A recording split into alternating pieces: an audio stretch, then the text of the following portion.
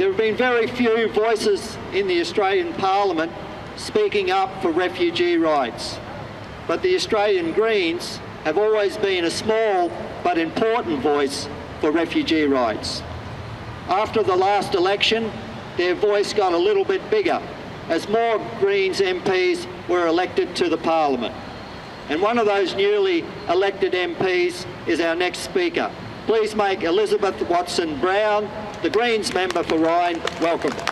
Thank you so very much, and respect to all of you here who have been fighting this fight with your energy, with your compassion and with your love for such a long time.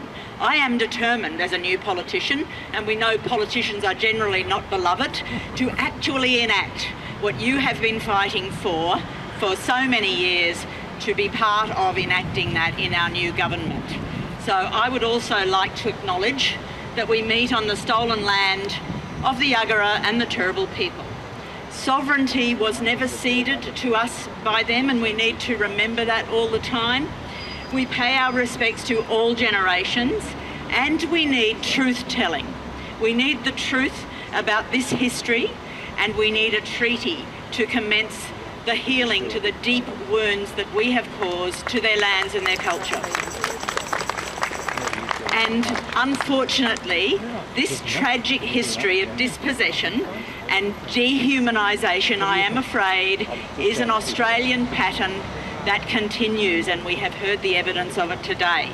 It's the same strategy that we as a country have applied to immigration. Shame, shame Australia, shame. Dehumanisation. I am very sad to say that that is the strategy, and it's the very same strategy and the very same attitude that we have had historically to the original people of these lands. It is tragic, it is shameful, and that the purpose, and I'm going to get political here, of both of the major parties, and I like to call them the old parties, and we're working on making that totally true, the rhetoric on immigration is to dehumanise people who are seeking asylum. You know, words like boat people, queue jumpers, people smugglers, all of these negative words. It's all part of a rhetorical set of tricks played by both Labor and the Liberals, so we treat asylum seekers' lives with less importance than our own. Shame. So in fighting back against cruel offshore detention, it's critical that we think of these refugees, you refugees, as people with lives, with stories, and we've heard some of those amazing and inspiring stories today. People like you and me, like your neighbours, like your family, like your mates, and that's such a word that is misused in Australia, mates.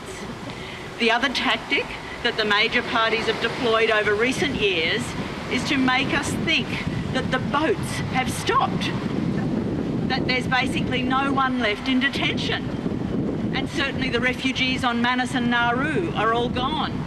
Nothing to worry about, nothing to see here, all resettled in the US, New Zealand. The crisis of a decade ago is over, they tell us. Operation Sovereign Borders, what an obscenity, worked, they say. We can move on, they say. No, we're not moving on. 216 men remain detained on Nauru and in PNG. They are prevented from settling here in Australia. They are languishing in the worst imaginable conditions under our names as Australia's, our collective name. We've all heard the hideous reports of the inhumane conditions, the overcrowding, the violence from guards, the instances of torture, even sexual assault. None of this has gotten any better, my friends, so don't believe, and I know you don't, believe that rhetoric. It's in these conditions that over the last 9 years, 14 people have died, and countless others are left deeply traumatised. Children have attempted suicide.